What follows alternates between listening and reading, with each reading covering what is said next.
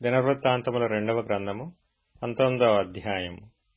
యూదారాజైన యెహోషాపాతు ఏ అపాయమును చెందకుండా యెరూషలేమునందుండు తన నగరునకు తిరిగి రాగా, దీర్ఘదర్శి హనానీ కుమారుడునగు యెహూ అతనిని ఎదుర్కొనబోయి రాజైన యెహోషాపాతుకు ఈలాగు ప్రకటన చేసెను.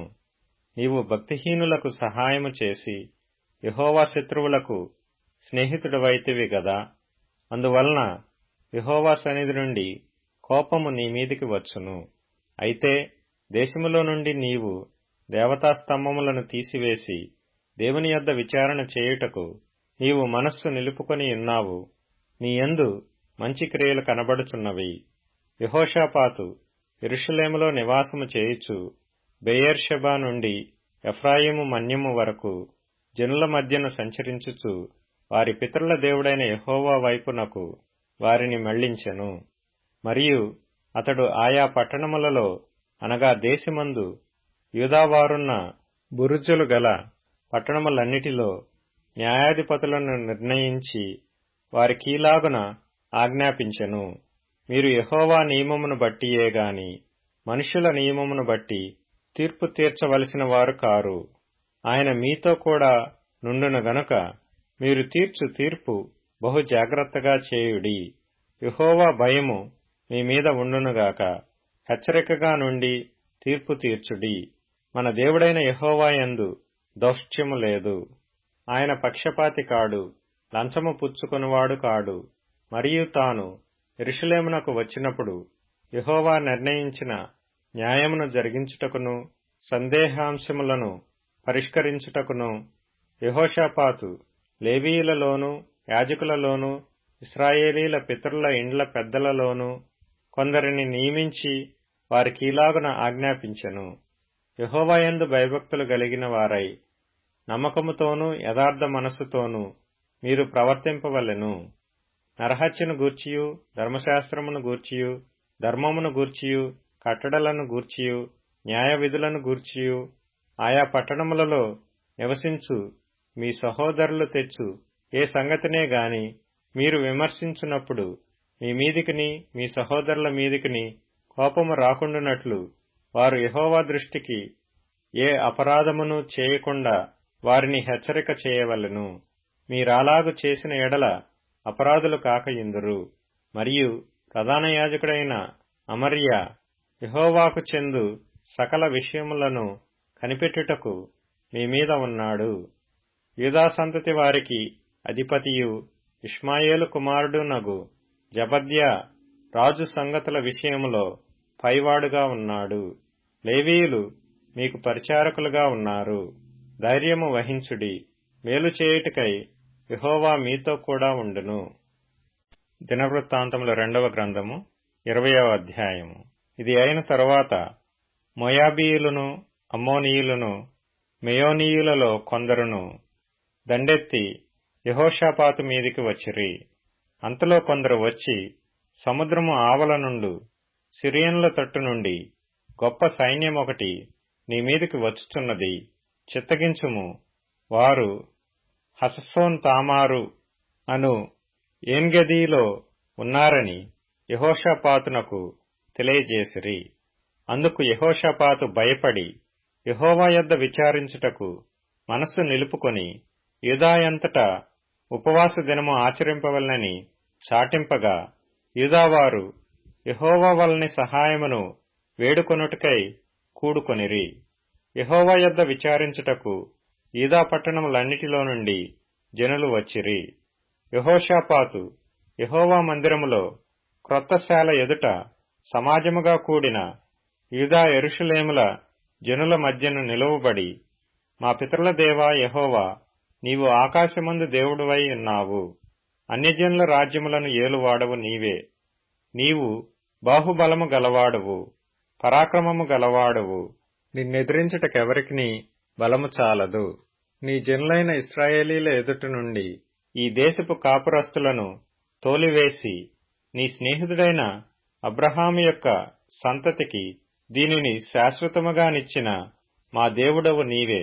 వారు అందులో నివాసము చేసి కీడైనను యుద్ధమైనను తీర్పైనను తెగులైనను కరవైనను మా మీదికి వచ్చినప్పుడు మేము ఈ మందిరము ఎదుటను నీ ఎదుటను నిలువబడి మా శ్రమలో నీకు మొర్రపెట్టిన ఎడల నీవు ఆలకించి మమ్మను రక్షించుదువని అనుకొని ఇచ్చట నీ నామ ఘనత కొరకు ఈ పరిశుద్ధ స్థలమును కట్టించిరి.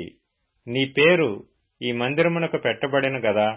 ఇశ్రాయేలీలు ఐగుప్తులో నుండి వచ్చినప్పుడు నీవు వారిని అమ్మోనీయులతోనూ మోయాబీయులతోనూ శేయీరు మన్యవాసులతోనూ యుద్ధము చేయనియ్యలేదు గనుక ఇశ్రాయేలీయులు వారిని నిర్మూలము చేయక వారి యొద్ద నుండి తొలగిపోయిరి. మేము స్వతంత్రించుకొనవలెనని నీవు మాకిచ్చిన నీ స్వాస్థ్యములో నుండి మమ్మను తోలివేయుటకై వారు బయలుదేరి వచ్చి మాకెట్టి ప్రత్యుపకారము చేయుచున్నారో దృష్టించుము. మా దేవా, నీవు వారికి తీర్పు తీర్చవా? మా మీదికి వచ్చు ఈ గొప్ప సైన్యముతో యుద్ధము చేయుటకును మాకు శక్తి చాలదు, ఏమి చేయుటకును మాకు తోచదు. నీవే మాకు దిక్కు అని ప్రార్థన చేసెను. యూదావారందరూ తమ శిశువులతోనూ భార్యలతోనూ పిల్లలతోనూ యెహోవా సన్నిధిని నిలువబడిరి. అప్పుడు మత్తన్యాకు పుట్టిన యెహీయేలు కుమారుడైన బెనాయాకు జననమైన జకర్యా కుమారుడును ఆసాపు సంతతి వాడును లేవీయుడునగు యహజీయేలు సమాజములో ఉండెను. యెహోవా ఆత్మ అతని మీదికి రాగా అతడు ఇలాగు ప్రకటించెను. యూదావారులారా, యెరూషలేము కాపురస్తులారా, యెహోషాపాతు రాజా, మీరందరూ ఆలకించుడి. యెహోవా సెలవిచ్చినదేమనగా, ఈ గొప్ప సైన్యమునకు మీరు భయపడకుడి, జడియకుడి. ఈ యుద్ధము మీరు కాదు, దేవుడే జరిగించును. రేపు వారి మీదికి పోవుడి. వారు జీజు అను ఎక్కుడు మార్గమున వచ్చెదరు. మీరు యెరూవేలు అరణ్యము ముందరనున్న వాగు కొన దగ్గర వారిని కనుగొందురు. ఈ యుద్ధములో మీరు పోట్లాడవలసిన నిమిత్తము లేదు. యూదావారులారా, యెరూషలేము వారులారా, మీరు యుద్ధ పంక్తులు తీర్చి నిలువబడుడి. మీతో కూడానున్న యెహోవా దయచేయు రక్షణను మీరు చూచెదరు. భయపడకుడి, జడియకుడి. రేపు వారి మీదికి పోవుడి. యెహోవా మీతో కూడా ఉండును. అప్పుడు యెహోషాపాతు సాష్టాంగ నమస్కారము చేసెను. యూదావారును యెరూషలేము కాపురస్తులను యెహోవా సన్నిధిని సాగిలపడి నమస్కరించిరి.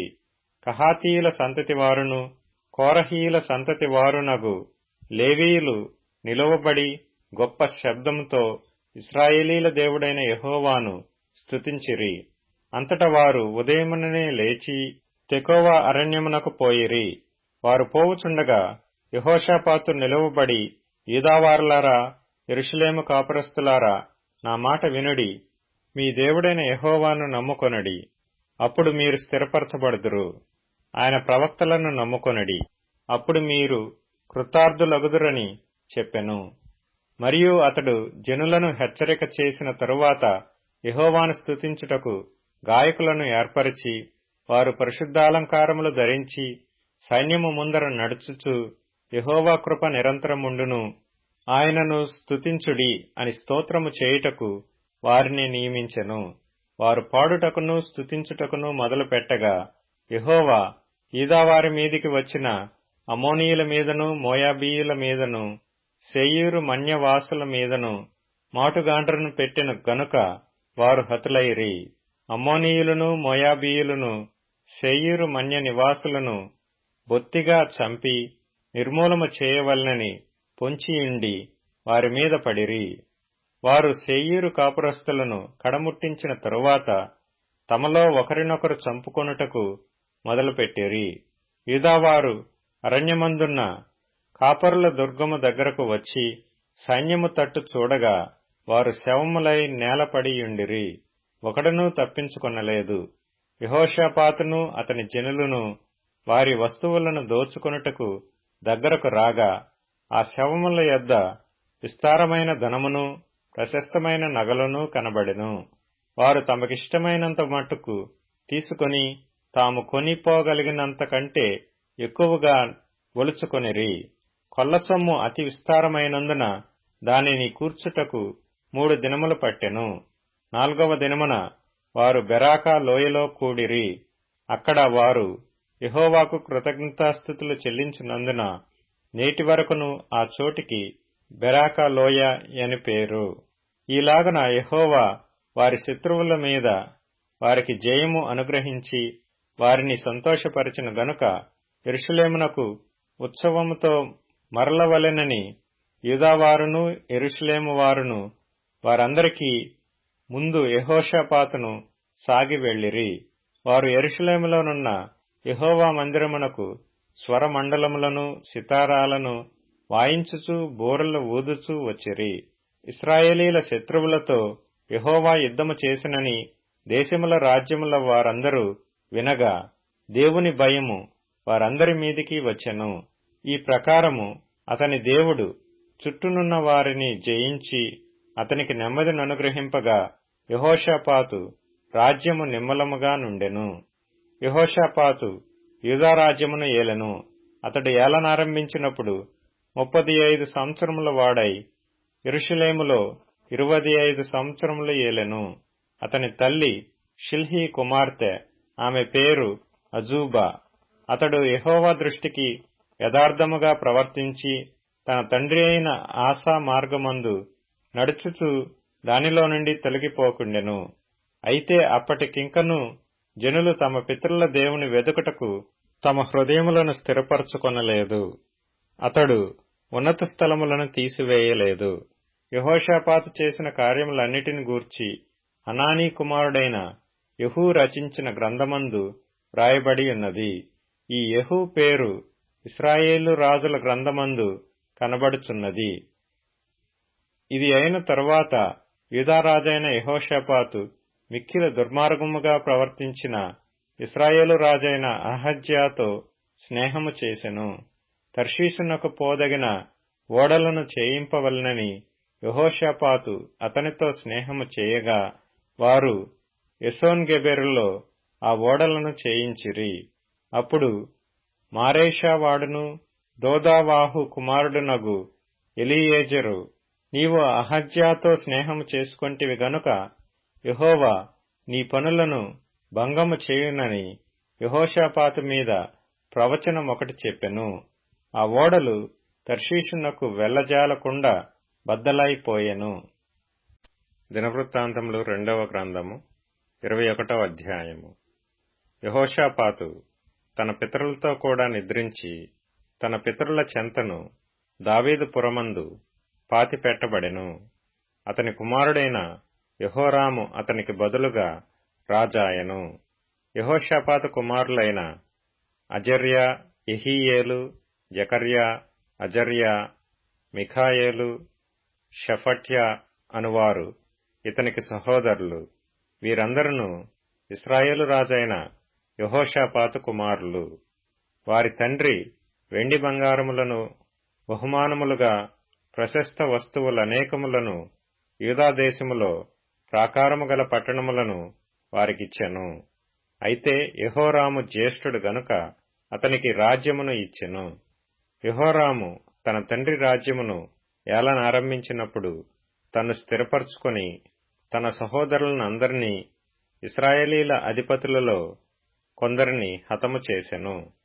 యెహోరాము ఏలనారంభించినప్పుడు 32 వాడు. అతడు యెరూషలేములో 8 సంవత్సరములు ఏలెను. అతడు ఆహాబు కుమార్తెను పెండ్లి చేసుకొని ఆహాబు సంతతి వారు నడిచిన ప్రకారముగా ఇశ్రాయేలు రాజుల మార్గమందు నడిచెను. అతడు యెహోవా దృష్టికి ప్రతికూలముగా ప్రవర్తించెను. అయినను యెహోవా తాను దావీదుతో చేసిన నిబంధన నిమిత్తమును అతనికిని అతని కుమారులకును నిత్యము దీపమిచ్చెదనని చేసిన వాగ్దానము నిమిత్తమును దావీదు సంతతిని నశింపజేయుటకు మనస్సు లేకయుండెను. అతని దినములలో ఎదోమీయులు తిరగబడి యూదావారి అధికారము త్రోసివేసి తమకు ఒక రాజును చేసుకొనగా యెహోరాము తన చేతి క్రిందనున్న అధికారులను వెంటబెట్టుకుని తన రథములన్నిటితో బయలుదేరి రాత్రివేళ లేచి తన్ను చుట్టుకొనిన ఎదోమీయులను రథాధిపతులను హతము చేసెను. కాగా నేటి వరకు జరుగుతున్నట్టు ఎదోమీయులు యూదావారి చేతి క్రింద నుండక తిరగబడిరి. యెహోరాము తన పితరుల దేవుడైన యెహోవాను విసర్జించినందున ఆ కాలమందు లిబ్నాయును అతని చేతి క్రింద నుండి తిరుగబడెను. మరియు అతడు యూదా పర్వతముల యందు బలిపీఠములను కట్టించి యెరూషలేము కాపురస్తులు దేవుని విసర్జించున్నట్లు చేసెను. యూదావారిని విగ్రహ పూజకు లోపరిచెను. కీర్తనల గ్రంథం 90వ కీర్తన. ప్రభువా, తరతరముల నుండి మాకు నివాస స్థలము నీవే. పర్వతములు పుట్టక మునుపు, భూమిని లోకమును నువ్వు పుట్టింపక మునుపు యుగయుగములు నీవే దేవుడవు. నీవు మనుషులను మంటికి మార్చుచున్నావు. నరులారా, తిరిగి రండని నీవు సెలవిచ్చుచున్నావు. నీ దృష్టికి 1000 సంవత్సరములు గతించిన నిన్నటి వలెనున్నవి. రాత్రియందలి ఒక జాము వలెనున్నవి. వరదచేత నైనట్టు నీవు వారిని పారగొట్టి వేయగా వారు నిద్రింతురు. ప్రొద్దున వారు పచ్చగడివలే చిగురింతురు. ప్రొద్దున అది మొలచి చిగురించును. సాయంకాలమున అది కోయబడి వాడబారును. నీ కోపము వలన మేము క్షీణించుచున్నాము. నీ ఉగ్రతను బట్టి దిగులుపడుచున్నాము. మా దోషములను నీవు నీ ఎదుట నుంచుకొనియున్నావు. నీ ముఖకాంతిలో మా రహస్యములు కనబడుచున్నవి. నీ ఉగ్రత భరించుచునే మా దినములన్నీయు గడిపితిమి. నిట్టూర్పులు విడిచినట్టు మా జీవితకాలము జరుపుకొందుము. మా ఆయుష్కాలము 70 సంవత్సరములు, అధిక బలమున్న ఎడల 80 సంవత్సరములగును. అయినను వాటి వైభవము ఆయాసమే, దుఃఖమే. అది త్వరగా గతించును. మేము ఎగిరిపోవుదుము. నీ ఆగ్రహ బలము ఎంతో ఎవరికి తెలియను? నీకు చెందవలసిన భయము కొలది పుట్టు నీ క్రోధము ఎంతో ఎవరికి తెలియను? మాకు జ్ఞాన హృదయము కలుగునట్లుగా చేయుము. మా దినములు లెక్కించుటకు మాకు నేర్పుము. సామెతల గ్రంథం 19వ అధ్యాయం. భోగములననుభవించుట బుద్ధిహీనునికి తగదు. రాజుల నేలుట దాసునికి బొత్తిగా తగదు. ఒకని సుబుద్ధి వానికి దీర్ఘశాంతమునిచ్చును. తప్పులు క్షమించుట అట్టివానికి ఘనతనిచ్చును. రాజు కోపము సింహగర్జన వంటిది. అతని కటాక్షము గడ్డిమీద కురియు మంచు వంటిది. అపోస్తలుల కార్యములు 26వ అధ్యాయము. కాబట్టి అగ్రిప్పరాజా, ఆకాశము నుండి కలిగిన ఆ దర్శనమునకు నేను అవిధేయుడను గాక, మొదట దమస్కులోని వారికిని, యెరూషలేములోను, యూదయ దేశమంతటను, తరువాత అన్యజనులకును, వారు మారుమనస్సు పొంది దేవుని తట్టు తిరిగి మారు మనస్సునకు తగిన క్రియలు చేయవలెనని ప్రకటించుచుంటిని. ఈ హేతువు చేత యూదులు దేవాలయములో నన్ను పట్టుకొని చంపుటకు ప్రయత్నము చేసిరి. అయినను నేను దేవుని వలనైన సహాయము పొంది నేటి వరకు నిలిచియుంటిని. క్రీస్తు శ్రమపడి మృతుల పునరుత్థానము పొందువారిలో మొదటి వాడగుట చేత ఈ ప్రజలకును అన్యజనులకును వెలుగు ప్రచురింపబోవునని ప్రవక్తలును మోషేయు ముందుగా చెప్పినవి కాక మరి ఏమీయు చెప్పక అల్పులకును ఘనులకును సాక్ష్యమిచ్చుచుంటిని. అతడు ఇలాగు సమాధానము చెప్పుకొనుచుండగా ఫేస్తు, పౌలా, నీవు వెర్రివాడవు, అతి విద్య వలన నీకు వెర్రి పట్టినదని గొప్ప శబ్దముతో చెప్పెను. అందుకు పౌలు ఇట్లనెను: మహాఘనత వహించిన ఫేస్తు, నేను వెర్రివాడను కానుగాని సత్యమును స్వబుద్ధియు గల మాటలనే చెప్పుచున్నాను. రాజు ఈ సంగతులు ఎరుగును గనుక అతని ఎదుట నేను ధైర్యముగా మాటలాడుచున్నాను. వాటిలో ఒకటియు అతనికి మరుగయ్యుండలేదని రూఢిగా నమ్ముచున్నాను. ఇది ఒక మూలను జరిగిన కార్యము కాదు. అగ్రిప్పరాజా, తమరు ప్రవక్తలను నమ్ముచున్నారని నేనెరుగుదును. అందుకు అగ్రిప్ప, ఇంత సులభముగా నన్ను క్రైస్తవుని చేయజోచుచున్నావే అని పౌలుతో చెప్పెను. అందుకు పౌలు, సులభముగానో దుర్లభముగానో తమరు మాత్రము కాదు, నేడు నా మాట వినువారందరూ ఈ బంధకములు తప్ప నా వలె ఉండునట్లు దేవుడనుగ్రహించును కాక అనెను. అంతట రాజును అధిపతియు బెర్నీకేయు వారితో కూడా కూర్చుండిన వారును లేచి అవతలకు పోయి ఈ మనుషుడు మరణమునకైనను బంధకములకైనను తగినదేమీ చేయలేదని తమలో తాము మాట్లాడుకొనిరి. అందుకు అగ్రిప్ప, ఈ మనుష్యుడు కైసరు ఎదుట చెప్పుకొందునని అతని ఎడల అతనిని విడుదల చేయవచ్చునని ఫేస్తుతో చెప్పెను. అపోస్తలుల కార్యములు 27వ అధ్యాయం. మేము ఓడ ఎక్కి ఇటలీ వెళ్ళవలెనని నిర్ణయమైనప్పుడు వారు పౌలును మరికొందరు ఖైదీలను ఔగుస్తు పట్టణములలో శతాధిపతి అయిన యూలీ అనువానికి అప్పగించిరి. ఆసియా దరివెంబడినున్న పట్టణములకు ప్రయాణము చేయబోవు అద్రమత్తియ పట్టణపు ఓడనెక్కి మేము బయలుదేరితిమి. మాసిదోనీయుడు థెస్సలోనిక పట్టణస్థుడునైన అరిస్తార్కు మాతో కూడా ఉండెను. మరునాడు సీదోనుకు వచ్చితిమి. అప్పుడు యూలీ పౌలు మీద దయగా ఉండి అతడు తన స్నేహితుల యొద్దకు వెళ్లి పరామరిక పొందుటకు అతనికి సెలవిచ్చెను. అక్కడి నుండి బయలుదేరిన తరువాత ఎదురుగాలి కొట్టినందున కుప్రచాటున ఓడ నడిపించితిమి. మరియు కిలికియకును పంఫులియకును ఎదురుగా నున్న సముద్రము దాటి లుకియలో ఉన్న మూరకు చేరితిమి.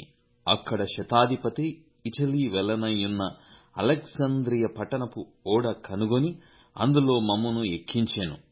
అనేక దినములు మెల్లగా నడిచి ఎంతో కష్టపడి క్నీదుకు ఎదురుగా వచ్చినప్పుడు గాలి మమ్మును పోనీయకున్నందున క్రేతు చాటున సల్మోనే ధరిని ఓడ నడిపించితిమి. బహు కష్టపడి దాని దాటి మంచి రేవులు అను ఒక స్థలమునకు చేరితిమి. దాని దగ్గర లసయ్య పట్టణముండెను.